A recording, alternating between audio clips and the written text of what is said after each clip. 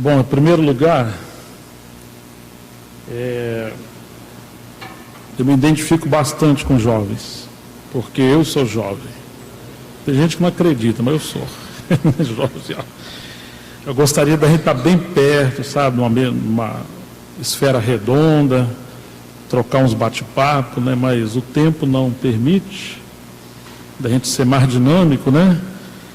E não estamos num encontro de jovem, então eu vou tentar compartilhar algo com vocês, no Salmo 127, e eu espero que seja de ajuda. Salmo 127, que nos diz assim: se o Senhor não edificar a casa, em vão trabalham os que a edificam. Se o Senhor não guardar a cidade, em vão vigia a sentinela. Inútil vos será levantar de madrugada, repousar tarde, comer o pão que penosamente granjeaste, aos seus amados ele o dar enquanto dormem. Herança do Senhor são os filhos, o fruto do ventre seu galardão. Como flechas na mão do guerreiro, assim os filhos da mocidade. Feliz o homem que enche deles a sua aljava, não será envergonhado quando pleitear com os inimigos à porta. Senhor, nos ajude a ouvir a Tua voz, usa de misericórdia conosco, e apesar das nossas debilidades, passa através de nós e fala conosco, Senhor, para a Tua própria glória. Que o Senhor abençoe a Tua palavra e abençoe a cada um de nós, em nome de Jesus, amém. Bom, irmãos, meu sentimento é repartir a urgente necessidade que o jovem tem, na verdade que todos nós temos, de confiar no Senhor e não procurar atalhos. Porque quando jovens, nós temos um espírito de aventura, de desbravamento, de inovação muito grande, e nossa mente costuma disputar com Steven Spielberg. Nós desenvolvemos muitos sonhos, muitas fantasias, navegamos às vezes em águas profundas, em águas turbulentas, e nós precisamos ter alicerce profundo na nossa vida, porque nós corremos o risco de irmos muito além do que o Senhor reservou para nós, e o caminho de volta é perigoso, nem sempre é fácil. Esse é um salmo que fala de família e fala de edificação. E o Senhor começa falando o seguinte: se o Senhor não edificar a casa, em vão trabalham os que a edificam. Então isso se refere à nossa vida e também se refere à família. O Senhor quer que a gente edifique nossa carreira profissional, nosso relacionamento, nossa vida, nosso compartilhar em todos os aspectos da vida humana, porém debaixo da sua aprovação. Porque se o Senhor não aprovar o que estivermos fazendo, Ele está dizendo que nós vamos fazer as coisas em vão. Então isso é uma realidade muito forte, que só faz sentido na nossa vida as coisas quando Deus está a nosso favor. Se o Senhor não tiver a nosso favor, nós temos um grande inimigo, entre aspas, e não é o diabo, será o próprio Senhor. Porque o Senhor nos ama e Ele vai nos travar essa aventura nossa para nos trazer de volta ao seu propósito. Então, se o Senhor não for conosco no que estivermos fazendo, em vão será trabalhar, em vão será plantar, em vão será fazer tudo. Depois ele fala: se o Senhor não guardar a cidade, em vão vigia o sentinela. Deus colocou sentinela, mas o sentinela é um instrumento na mão do Senhor, quando ele está guardando a cidade. Se ele não guardar a cidade, o sentinela não tem poder para suportar o adversário.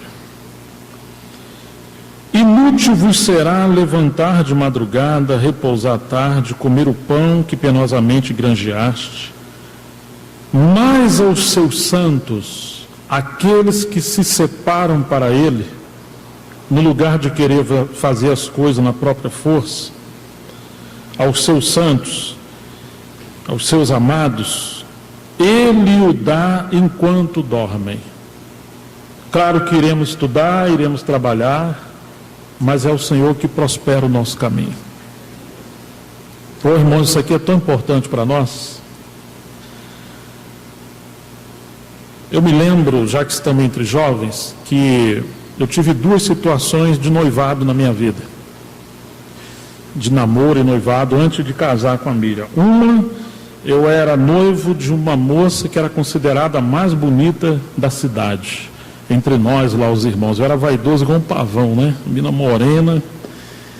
E quase casando. E ela já estava certa de me seguir por onde quer que eu fosse. Mas o Senhor me enviou para o norte de Minas Gerais, no final dos anos 90, até a virada de 2000. De 99 para 2000. E aí, quando ela soube disso, que foi uma coisa confirmada, o Senhor nos falou com clareza a mim, falou ao presbitério, falou a irmãos que labutavam na obra extralocal. E a gente já estava para se casar. E quando ela soube disso, ela colocou a aliança do noivado em cima da mesa do presbitério e falou assim: ó, hoje nós estamos terminando. Mas você não ia comigo para onde quer que eu fosse? Falei, mas desde que fosse aqui dentro de Cabo Frio, né? Região de praia, tudo. Aquilo para mim foi terrível, porque estava quase casando e os irmãos me enviaram, o Senhor me enviou pelos irmãos para um lugar muito simples, muito pobre. E eu perdi aquele noivado. Depois que eu trabalhei nesse lugar um tempo pelo Senhor, eu me namorei por uma outra jovem. Eu sou editor de livros, a maioria dos irmãos sabem disso. Essa jovem era loira, de olho verde, falava inglês, era professora de inglês. Eu falei, tem tudo para dar certo, é aqui mesmo que eu vou amarrar meu jumentinho. Até que o Senhor mostrou que não era aquilo. Mas passou igual um trator, não teve misericórdia, sabe? Doeu, filho. E aí eu terminei essa jornada na região de Minas, do Norte, voltei para o Rio, isso em 92, e um dia eu estava dando uma mensagem para os jovens, estava no encontro, eu me lembro ainda, eu estava falando sobre sexo, namoro e paixão. Sexo, amor e paixão, a diferença entre paixão e amor. Tem um livro muito bom sobre isso, de um autor chamado Short, acha ele nas livrarias, viu, irmão? Esse acha. Eu acho que acha. E eu lembro que quando eu citei um versículo, a herança dos filhos vem dos pais, ou seja, a herança dos pais passam para os filhos, e a mulher prudente vem do Senhor, que é o Senhor que prepara uma jovem para o seu servo. Quando eu falei isso, o Senhor abriu os meus olhos e eu vi a Miriam no meio de tinha bastante jovem, bem mais do que aqui. E o Senhor falou comigo assim de maneira extraordinária. Ela é a que eu preparei para você. Então, meus olhos se abriram como nunca antes. E houve uma testificação muito grande, sabe? Na família, nos pais, entre os irmãos, entre os anciãos. As circunstâncias todas cooperaram. E nos casamos. Ela é muito feliz de ter casado comigo. Cá entre nós, né? Não está aqui. Mas, assim, depois de muitos anos, o tio dessa primeira noiva falou para mim, Gerson, o Senhor te livrou de algo, não que, assim, a menina era uma pessoa errada, mas se descobriu no futuro um problema de saúde nela. Ela tinha uma crise nervosa, os nervos ficavam atrofiados, ela jamais poderia viajar, está num tratamento intensivo na época e tal. E você, com esse encargo que o Senhor te deu de servir as localidades, você provavelmente não ia poder cooperar como você coopera. Naquela época eu não entendi, mas depois de muitos anos eu entendi. E a Miriam sempre foi aquela irmã que orava, que queria casar com uma pessoa como eu, que servisse o Senhor em tempo integral, que tivesse o encargo da palavra, sabe? Então, essa passagem de edificação, e esse exemplo que eu estou dando, ilustra exatamente isso, sabe? Às vezes a gente quer criar as nossas soluções e como se não confiássemos na soberania do Senhor. Mas o Senhor tem tudo em suas mãos. Ele coloca pessoas ao nosso redor para nos ajudar. E aí, chega o verso 3, diz assim: herança do Senhor são os filhos. O jovem tem que entender que ele não pertence a ele. Você não pertence a você. Você é uma herança do Senhor. Quando você quer seguir o seu próprio caminho, você está defraudando o Senhor. Você não pertence a você. Você é uma herança que pertence ao Senhor. Então você precisa orar, pedir graça ao Senhor para que os seus estudos e todas as demais coisas que fizer parte da sua vida sejam agradáveis ao seu Senhor, que é dono da sua vida. Porque a herança do Senhor são os filhos. Ou seja, o Senhor edifica a cidade, o Senhor edifica a casa, quando os filhos entendem que são herança do Senhor. Você percebe que uma coisa está relacionada à outra? Nós queremos que o Senhor edifique a sua casa, mas isso só é possível quando os filhos se sujeitam ao Senhor também.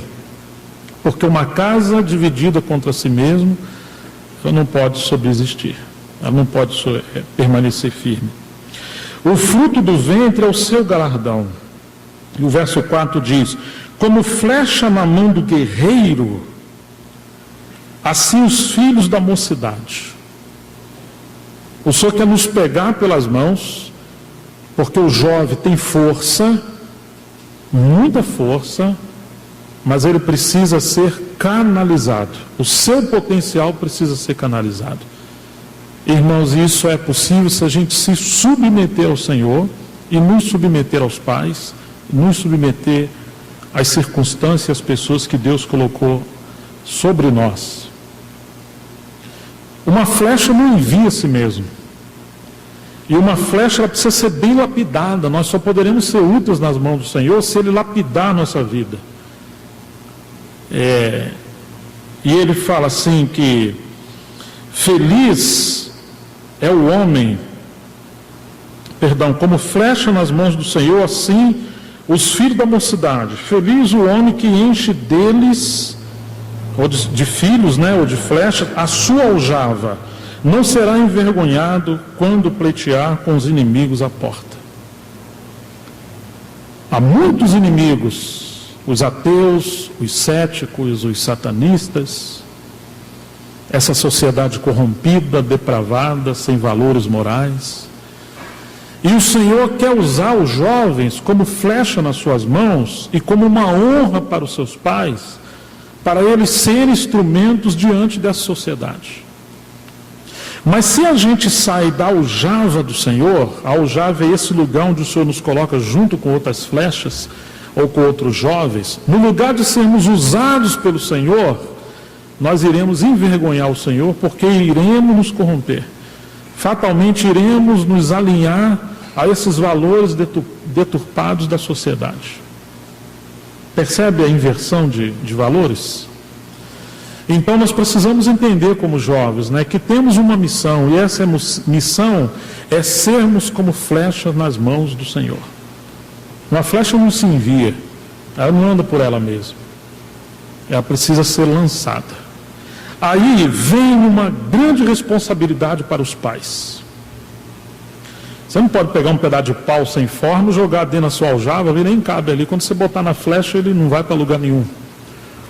Ou seja, a flecha é resultado de um trabalho detalhista de um habilidoso escultor, de artistas que trabalham com essa habilidade. E Deus colocou essa responsabilidade sobre os pais. Os pais têm uma responsabilidade de fazer com que os meninos homens sejam homens no futuro. E as meninas sejam mulheres do futuro, preparar eles para a vida real. Aqui está dizendo que os jovens seriam lançados, e nós às vezes queremos criar filhos para serem nossos por toda a vida. Quantas vezes oramos, Senhor, envia obreiros para a tua seara? Pode ser o seu filho? Não, isso aí também já é demais. Eu já estou orando, o Senhor ainda quer pegar meus filhos? Então assim, nós às vezes preparamos filhos para serem médicos, engenheiro, qualquer coisa, mas estamos dispostos a preparar os nossos filhos para serem de fato flechas nas mãos do Senhor, mesmo que seja através da medicina, da engenharia, de qualquer uma outra coisa, ou da obra missionária. Ele sabe como fará, mas o que ele precisa encontrar nos pais é esse coração disposto a trabalhar nos seus filhos para que eles se tornem flechas nas mãos do Senhor. Se o arqueiro mirar bem para onde vai lançar a flecha, ele vai acertar, se ele é bem treinado. Agora, hoje, qual é o nosso problema? A gente fala assim para o filho, filho, você quer ir? Ah, pai, eu não quero. Está vendo bem? Ele não quer. Em outras palavras, isso não é uma flecha. Isso é quase uma flor. Nós precisamos preparar os meninos para ser homem. O homem precisa ter caráter. E caráter é formado na sua infância, que é para quando ele crescer, ele ser homem. Se ele não aprender a obedecer os pais quando for pequeno, não vai obedecer professores, educadores, patrões e muito menos o Senhor. Por isso que temos que treinar os nossos filhos à obediência, preparar o caráter dos nossos filhos. Que às vezes quando eles chegam na adolescência a gente ora mais, né? Ah, Senhor, eu não sei o que está acontecendo. Foi você que preparou seu filho com caráter muito fraco. Nós precisamos cooperar com o Senhor. E aí, irmãos, esse é um salmo tão impressionante, porque o Senhor agora precisa colocar algumas responsabilidades sobre nós, que nós muitas das vezes não queremos.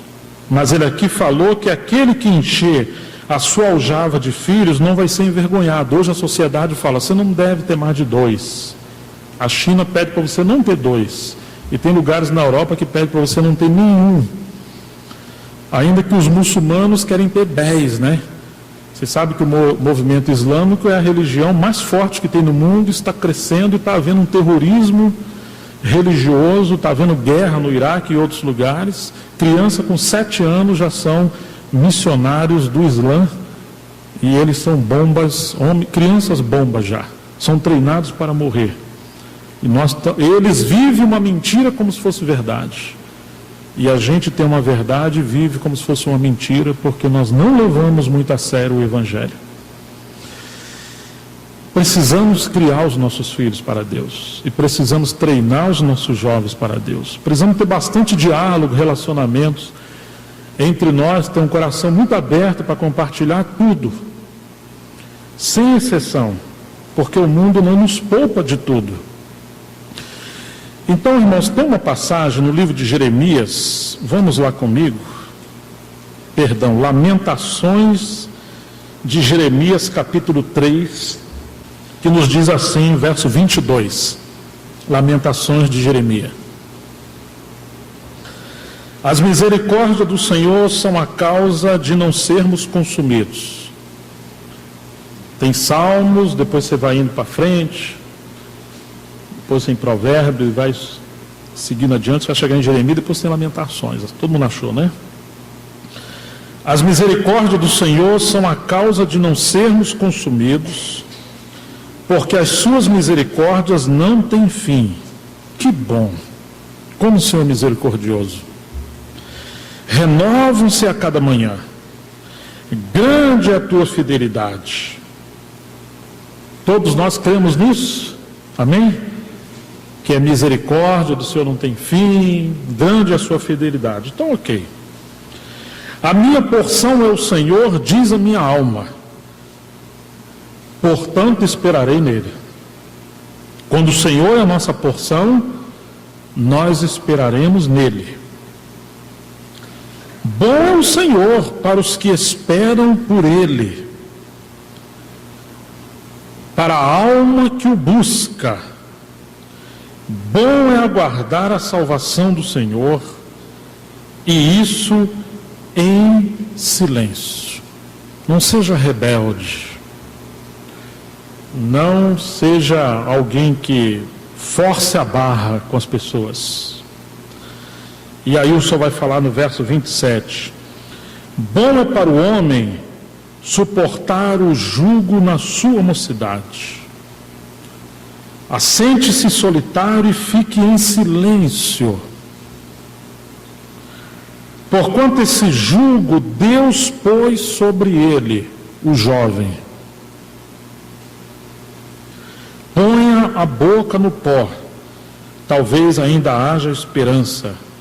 Dê a face ao que o fere, farte-se de afronta, o Senhor não rejeitará para sempre. Pois ainda que entristeça alguém, usará de compaixão segundo a sua grandeza, a grandeza das suas misericórdias. Irmãos, essa questão de que o Senhor põe um jugo sobre o jovem, ou ao homem na sua mocidade, o homem aqui eu entendo que é genérico, e a gente tem que aprender a se humilhar, a esperar e estar em silêncio. Nós realmente precisamos entender que Deus salva os jovens, muitas das vezes através das circunstâncias. Certa vez eu estava falando aos jovens lá no sul, e eu falei das 7 lâmpadas que apontam a vontade de Deus. Comparei um navio que vai atracando vai chegando no porto, e se está à noite, você vai ver que se você estiver com o navio no lugar errado, você vai bater de frente, você vai ver 7, 10, 12, 15 lâmpadas. Você tem que virar o navio ou o barco a ponto de ser uma só. Isso significa uma pista que você tem ali, imaginária, para você chegar. O avião é assim também. Você olha lá de cima e a pista ela é reta e cada lâmpadazinha ele tem que ver como se fosse uma. Quando essas lâmpadas se tornarem uma só, é porque o caminho está reto e você pode atracar o seu barco ali ou o seu avião. E aí eu comecei a enumerar cada lampazinha dessa. Primeiro, a paz interior. O Espírito Santo dentro de nós. Quantas vezes a gente quer fazer coisa que está gerando angústia dentro de nós? Não está gerando paz. A paz é o árbitro dentro de nós, no nosso coração. Está escrito isso em Colossenses, né? Muitas vezes o jogador de futebol pega a bola na frente, ele acha que vai fazer o gol, está certinho, e o bandeirinho falou, está impedido. E é isso que a paz faz dentro de nós. Nossa cabeça acha que está tudo certo, mas dentro de nós, às vezes perdemos a paz. Mas a paz sozinho não é suficiente. Você precisa ter as Escrituras, para não fazer nada contra as Escrituras. Mas digamos que você tem paz, e as Escrituras aprovam o que você está fazendo. Mas existe governo sobre você. Deus colocou os pais sobre você. E no contexto da igreja, Deus colocou o governo local sobre nós. E no contexto da sociedade, Deus colocou os patrões sobre nós. E assim sucessivamente. Então, quando as coisas são de Deus, Ele testifica no coração daqueles que estão sobre nós. Mas além das autoridades sobre nós, nós temos a assembleia local. E nós temos as circunstâncias. E nós temos afetos naturais, ou afeições naturais e dádivas que Deus colocou em nós de forma naturais. E Deus fala através das nossas afeições, talentos e dádivas naturais. E quando você junta essas coisas têm que se formar em uma lâmpada só, não em várias lâmpadas. Eu dei essa mensagem ao jovem, uma jovem falou assim, irmão, eu já quebrei 6. Já rompi com as Escrituras, rompi com meus pais, com a circunstância, com tudo, só falta uma só.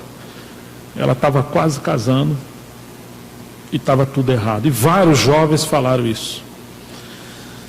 E isso ajudou bastante pessoas, mas quando nós pegamos essas questões das circunstâncias e das afeições, das aptidões que Deus colocou dentro de nós, eu acho que isso a gente precisa atentar um pouco para cada lâmpada dessa, mas tem algumas que nos chamam mais atenção. E, por sua vez, precisa colocar um jugo sobre nós. E esse jugo é a disciplina do Senhor em nossas vidas, e tem coisa que não dá certo. E a gente às vezes acha até que é o inimigo que está contra nós, e muitas das vezes não é o inimigo que está contra nós. É o Senhor mesmo que está nos barrando para a gente não seguir fazendo coisa errada. E nessa hora a gente precisa se humilhar. Me lembro que uma jovem que minha esposa era amiga durante muito tempo, ela falou, poxa bem, a gente podia conversar com aquela pessoa, era de uma outra cidade, e nós fomos conversar, ter comunhão. Ela estava quase casando com o rapaz, e aí eu perguntei para ela, o que de fato atraiu você nesse rapaz? Eu falei assim, a voz. Nossa, quando ele canta, eu fico assim, sabe, no outro mundo, a voz. Eu falei, o que mais? Ela falou assim, olha, a voz. Eu falei, pronto, é só a voz. Eu falei, irmão, mas ele é o tipo de pessoa que você imaginou? E ele era magrinho, escurinho, sabe? Eu falei, olha, eu não gosto de magrinho, eu gosto de homem alto, fala grosso. O cara falava fraquinho, sabe? Olha, mas estava tudo oposto à atração na vida dela como moça. Esse é só o lado que eu estou falando de atração física. Depois tinham valores, depois tinha cultura, depois tinha o lado acadêmico, depois tinha a vida espiritual, depois tinha aspecto hereditário, porque os jovens herdam coisas dos pais em caráter. A gente imagina que não, mas quando você casa, o sogro e a sogra vêm junto para dentro da sua casa. Não fisicamente, mas vem na alma, na constituição, no subconsciente. Até o Senhor nos libertar desses fantasmas, das coisas que nós herdamos, leva tempo. E a gente precisa ver como essa família foi formada. Enfim, irmãos, aquilo não era do Senhor. E quantas vezes a gente se empolga com as coisas. Tem um texto em Tiago que diz assim, Tiago capítulo 1, verso 2. Meus irmãos, têm de motivo de toda alegria o passar por várias provações. Tiago 1:2. Sabendo que a provação da vossa fé, uma vez confirmada, produz perseverança. Ora, a perseverança deve ter ação completa, porque para que sejais perfeitos e íntegros, em nada deficientes. Se a gente queimar a etapa, o só vai fazer a gente voltar àquele ponto de novo. Em nada deficientes, ou seja, não fuja do jugo, não fuja das circunstâncias, não rompa aquele cerco protetor que Ele colocou sobre nós. Se as coisas não estão claras aos pais e às pessoas que estão sobre nós, quase 100% o Senhor não é conosco nessas coisas. Então, essa teimosia, mas pai, mas mãe, mas fulano, isso é o nosso caráter que ainda não foi trabalhado adequadamente, e a gente força a barra. E às vezes o Senhor permite você ir fazer o que você quer para disciplinar. Está vendo? Não era isso. Eu não sei quantos conhecem a biografia do irmão Watmani, mas ele se namorou por uma jovem, e ele quis casar com essa jovem. E o Senhor falou não. E ele teve que largar essa jovem. E cerca de 10 anos depois, o Senhor deu uma mulher para ele casar, uma jovem para ele casar. E quem era essa pessoa que o Senhor deu para ele casar? Foi a mesma que ele falou não lá no passado. Ela ainda não estava pronta, e nem ele tampouco estava pronto. Às vezes as coisas são do Senhor, mas não é o tempo do Senhor. E nós queremos fabricar as coisas no tempo, no nosso tempo.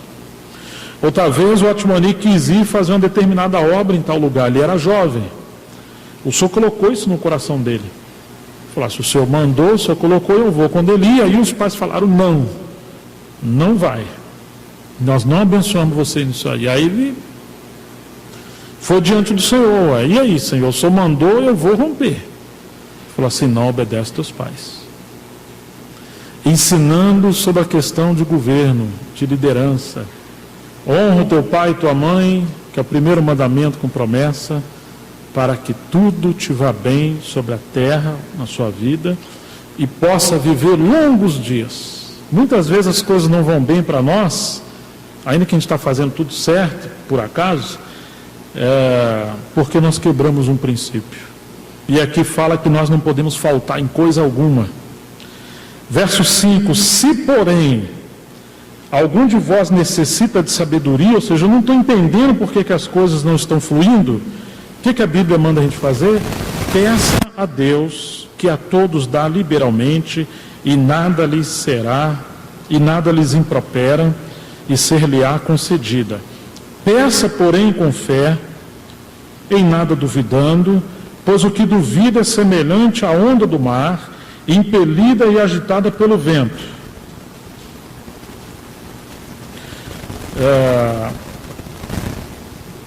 Não suponha esse homem que alcançará do Senhor alguma coisa.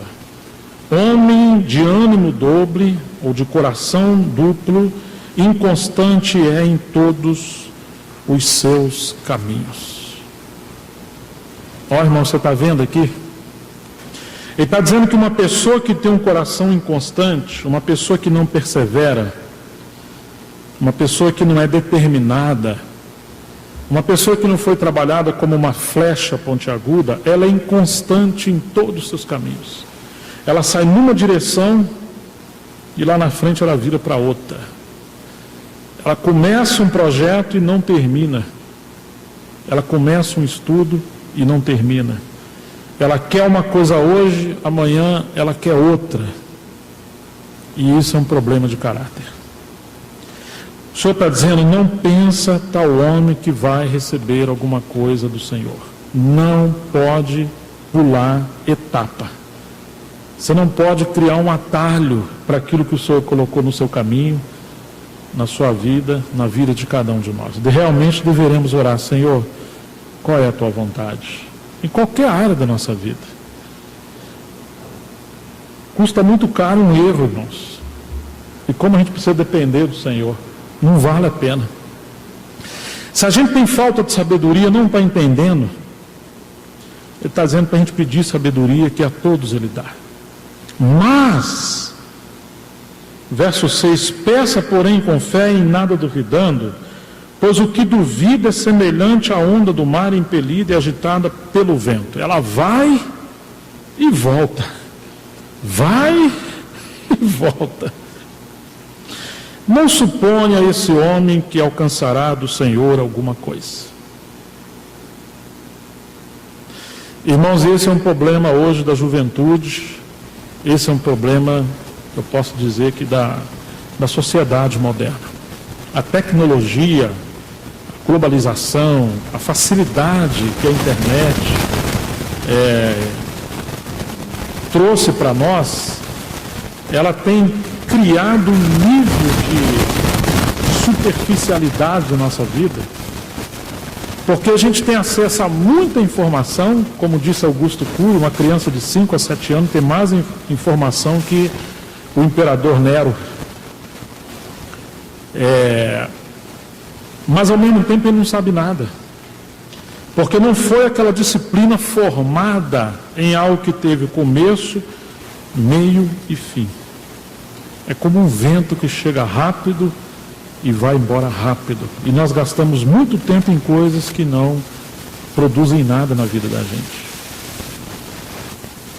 Um dos sintomas dessa geração agora é a superficialidade, a falta de firmeza. Eu sou pai de 3 filhas. E uma das preocupações que temos é que quando olhamos os jovens, eles são inseguros, fracos. Não estou dizendo em sua totalidade, mas em grande parte hoje, os homens desaprenderam a ser homens. E se a gente não cuidar, as mulheres estão mais fortes e mais à frente do que os homens. Isso é um problema muito sério. Mas ao mesmo tempo temos a questão de valores. Os valores estão sendo invertidos. E a gente precisa assumir as rédeas disso aí. Precisa trazer isso de volta. Hoje o jovem demora muito a amadurecer. Às vezes está com 30 anos e ele ainda não sabe muito bem o que ele quer da vida. Isso é um problema muito sério. questão de caráter, como os pais precisam, diante de Deus, ver os talentos dos filhos, a aptidão dos filhos e começar a trabalhar isso desde pequeno. Minhas meninas muito novas, não sei se eu vou escandalizar alguns, mas eu já falei, olha, alimentação, educação e saúde comigo. Agora o resto é com vocês. Nem que vocês vão lavar um carro, engraxar um sapato, alguma coisa, mas eu vou ajudar vocês, mas não vou alimentar.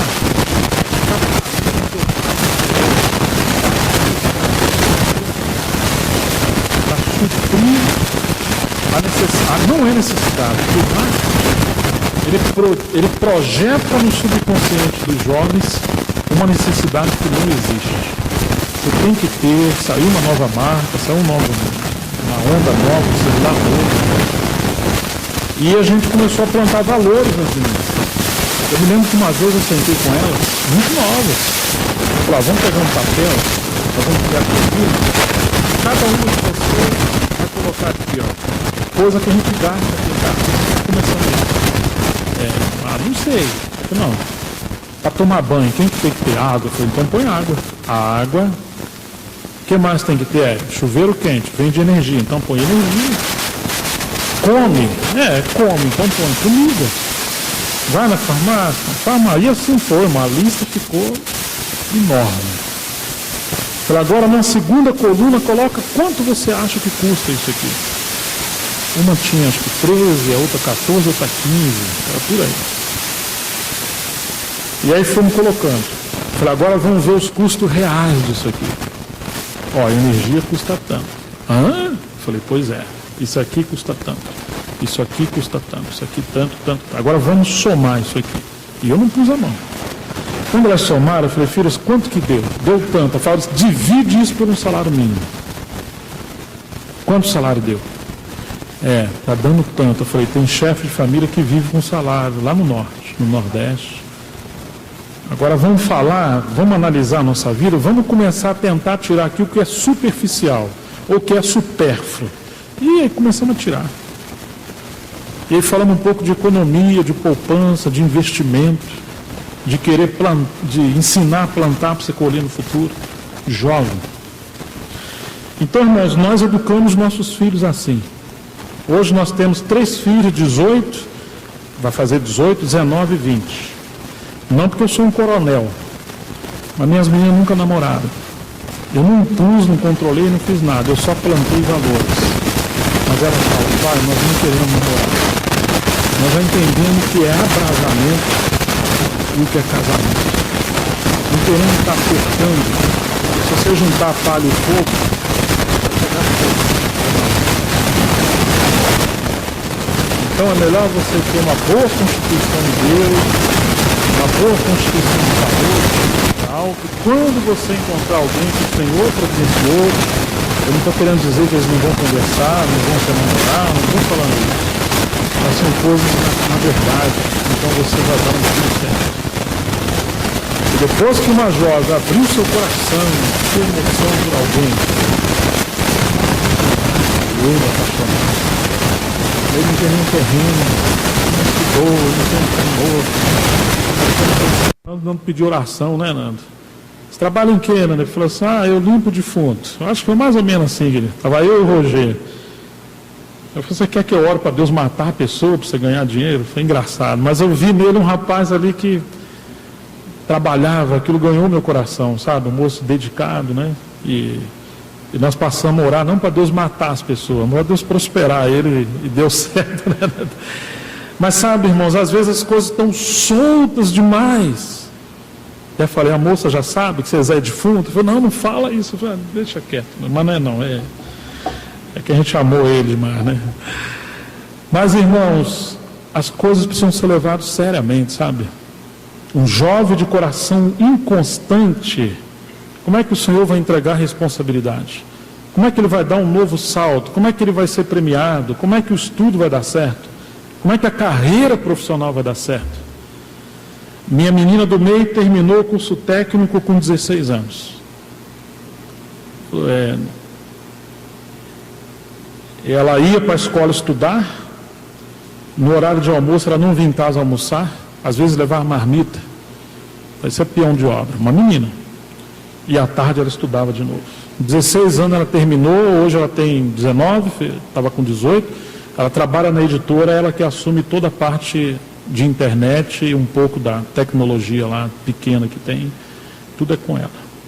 E nós estamos tentando acertar os outros, estamos estudando, estamos trabalhando. Então essas coisas nós precisamos considerar, as coisas não caem do céu assim, né? O jovem tem que estudar, o jovem não pode perder tempo com coisas que não levam a nada, porque o tempo passa muito rápido, né? E a nossa alma vai sendo perdida.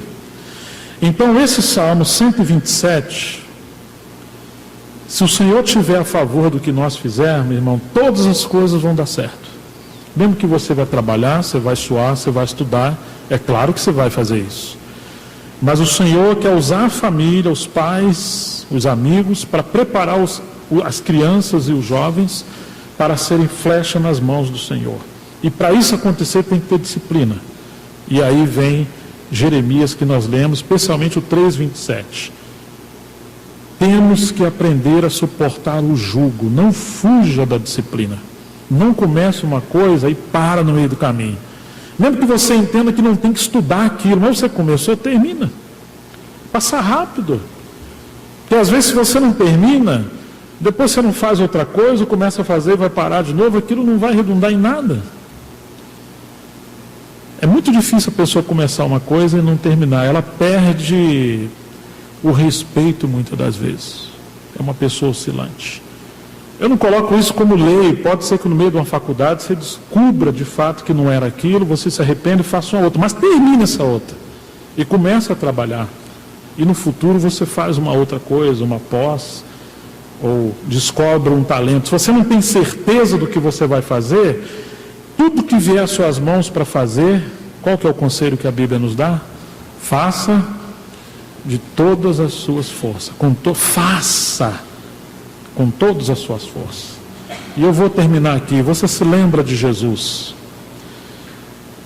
Jesus era um carpinteiro, ou filho de carpinteiro, e ele trabalhou com seu pai. Ele com 30 anos começou o seu ministério, mas até 30 anos, o que você acha que ele estava fazendo? Ele estava trabalhando. E no que ele estava trabalhando? Ele estava trabalhando no contexto da família. Uma coisa os judeus têm de bom: a família constrói as coisas juntos. E hoje é uma tendência dos filhos terem aversão à carreira do pai e da mãe. A gente tem que ponderar muito isso, irmãos, que a obra do diabo é desintegrar a família. Qual foi a missão de Noé, entre outras? Construir uma arca. Ele sozinho? Não, a missão era para Noé, mas a família construiu junto. Deus falou: Abraão, sai da tua terra. Mas ele saiu sozinho? Não, levou a sua esposa, teve filhos. E o propósito de Deus foi com ele juntos. Você vai ver que na cultura hebraica, judaica, os filhos trabalhavam com os pais. E eram os pais que conduziam os seus filhos. Hoje os filhos querem se tornar autônomos ou independentes muito cedo. Acham que são maduros para tomar suas próprias decisões, porque na verdade não querem muitas vezes estar debaixo de disciplina. Às vezes até detesta e odeia o trabalho dos seus pais. Precisamos orar, irmãos. Pode ser que os filhos tenham outras aptidões, e existem, mas pode ser uma obra do inimigo para afastar os filhos dos seus pais e criar um conflito no seio da família. Às vezes você pode ajudar os seus pais, você prefere trabalhar às vezes com o incrédulo, ganhar miseravelmente um trocado, mas não quer trabalhar com seus pais. Uma vergonha, uma aversão. Precisamos orar sobre isso. Precisamos considerar essas coisas. Claro que em várias instâncias, o melhor trabalho para um jovem não deveria ser com seus pais. Porque para os filhos, os pais são os piores patrões, o mais chato. Até que você vai pegar uma outra empresa, você vai entender que seu pai é o melhor patrão do mundo. Que ali você tem uma flexibilidade, né? Lá você não tem.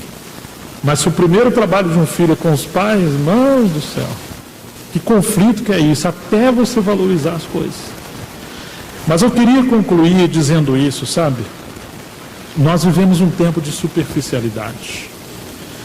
E nós não temos maturidade suficiente para tomar as decisões maduras. E a nossa tendência é quebrar as etapas e quebrar essas lâmpadas que estão na nossa frente para a gente seguir o nosso próprio caminho. Mas vamos devagar. Tem muito tempo pela frente. Sofra o jugo que o Senhor colocar sobre você. Em silêncio. Pare de reclamar. Pare de reclamar dos seus pais. Pare de forçar a barra. Vamos orar. Recentemente, ou melhor, uns 3 anos atrás, um irmão que é administrador, e ele fez um MBA de administração, ele foi um dos caras que implantou um sistema dentro da Embratel que deu certo, acho que 2 sistemas, e ele um dia falou para mim assim: Gerson, eu fui criado com os meus tios, e eu tinha raiva dos meus tios, porque meus tios tinham uma padaria. E aí esse negócio de ter padaria, eu acordava às 5 horas da manhã, o trem era ruim. Eu tinha 11, 12 anos, e eu olhava pelo vitrô, meus colegas estavam tudo jogando bola na rua, e eu trabalhando. Era um jugo. E aí o tempo passou, eu estudei, eu me formei, me casei, saí daquela cidade, fiz pós e tal, fui administrador. E um dia eu voltei naquela cidadela. E o que eu descobri? Que quase todos aqueles moleques, garotos, que eram meus colegas, a maioria não deu em nada. Um era usuário de droga, o outro casou e separou, e só desgraça. E Deus mudou meu coração, porque Ele usou os meus tios, através do trabalho, da disciplina, para me salvar do mundo, para me salvar dessa corrupção. E eu naquela época tinha bronca dos meus tios. Eu achei aquilo uma lição de vida real. É um amigo meu. Porque hoje o jovem ou o adolescente, especialmente o adolescente, ele quer ter os direitos que um adulto tem. Então ele quer ter um dinheiro, mas ele não quer ter a responsabilidade que um adulto ou um jovem tem. Ele quer ter só os privilégios. Então assim, ele quer ter dinheiro, mas ele não quer trabalhar. Ele quer ter uma televisão no quarto dele. Ele quer ter um celular de ponta. E vai por aí afora. Ele quer ter tudo quanto ele tem direito, sair, e vai por aí afora. Mas ele não quer ter disciplina e ele não quer arcar com a responsabilidade. Se ele discute com os pais, você não percebeu que eu já estou grandinho, estou grandinha? Mas se os pais, filho, vamos fazer isso aqui? Pô, pai, ainda sou jovem, né? Eu sou criança, pega leve, né? Vocês estão entendendo? Na hora da responsabilidade nós somos muito novinhos. Mas na hora do lazer, pai, eu tenho direito. Então há uma discrepância muito grande e a gente precisa ordenar essas coisas. Que tempo complicado esse que nós estamos. Eu tenho 2 minutinhos aqui que eu vou terminar com isso. Eu fui ajudar uma família em São Paulo. E essa foi uma situação muito difícil que aconteceu, porque uma pessoa morava nos Estados Unidos, se enamorou por uma jovem num país da Europa, e uma pessoa no Brasil pediu para eu ajudar. E aí eu fui descobrir que esses 2 jovens nunca se conheceram fisicamente, mas se enamoraram pela internet. E no futuro eu fui descobrir que essa jovem nunca existiu. Era uma pessoa que ela não teve os seus sonhos realizados, já era uma pessoa mais velha, e através da internet ela criou uma personalidade. E ela se apaixonou por um rapaz. Estão vendo? E esse rapaz veio para o Brasil, dos Estados Unidos, e ele ia casar com essa personalidade. O cara era formado, um gerente de uma empresa, acho que 26 anos, mas ele ficou seduzido, hipnotizado por essa situação. Aquilo me gerou um problema muito grande, porque eu fui diante de Deus e eu comecei a pesquisar e estudar um pouco. E eu comecei a descobrir que, às vezes, tem uma pessoa que ela tem 10, 15, 20 fakes na internet. Ela quis fazer medicina, mas não deu certo. Então ela cria um personagem, como se fosse um médico, ou alguém da área. Mas ela tem um outro distúrbio, e assim sucessivamente. Então esse mundo cibernético, imaginário, fictício, ele passa a ser o mundo real dessa pessoa. Estão entendendo? E ela acha que tem amigos, porque ela vai se relacionar com uma infinidade de pessoas. Olha, eu tenho 1000 e tantas pessoas no meu Facebook, meus amigos. E você nem sabe se essas pessoas existem. Talvez 5%, 10%, 7% você conhece, o resto... Ô irmãos, eu comecei a pesquisar vários jovens, várias pessoas, e eu vou ter que falar isso aqui. Vários deles estavam se tornando pessoas bipolares. Você sabe o que é uma pessoa bipolar? Alguns estavam se tornando esquizofrênicos, sofrendo esquizofrenia, distúrbio mental psicológico. E o subconsciente que vivia esse mundo da fantasia, é como se isso era real e o mundo real não era real. Eu consigo me abrir com os meus colegas, mas eu não consigo me abrir com os meus pais. Eu consigo conversar através da internet, mas eu não consigo olhar nos olhos de uma pessoa, de um mais velho, ou dos irmãos, e conversar. Eu me sinto feliz quando eu estou nesse ambiente, mas estar com as pessoas eu não quero, então eu prefiro estar no meu quarto trancado. E isso é sintomas de doença. Inclusive, há algumas doenças acontecendo no nosso tempo, e uma delas é essa: você não consegue desligar do celular. O celular dorme do seu lado, e a todo tempo você tem que estar ali, fazendo alguma coisa. Isso rouba a sua alma e te escraviza.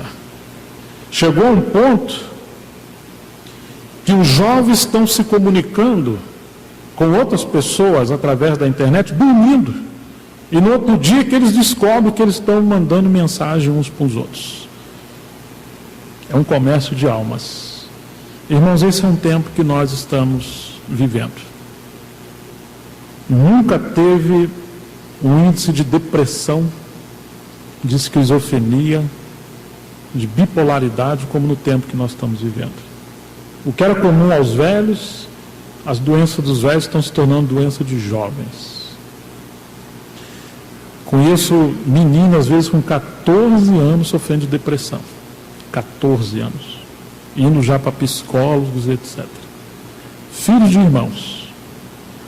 Por não discernir esse mundo, essa crise, que nós estamos enfrentando com essa sociedade moderna, contemporânea, pós-cristã, que está desintegrando as famílias, por não dependermos do Senhor, não termos conceitos sólidos, não aceitar a disciplina ou o jugo do Senhor, e a gente tentar criar a nossa própria independência, porque os nossos pais já estão ultrapassados. Que o Senhor nos ajude, que não venhamos quebrar as lâmpadas, desconfie de quase tudo, se possível de tudo, menos do Senhor, dos seus pais e das pessoas que o Senhor confiou para nos pastorear e nos guardar. O resto, irmãos, não acho que são seus amigos, porque não são seus amigos. Que Deus tenha compaixão de nós. Amém? Como que eu gostaria da gente bagunçar isso aqui, sentar junto, criar uns grupinhos, fazer uma dinâmica. Ia ser bom demais, mas falta-nos tempo, porque nós temos muito que conversar.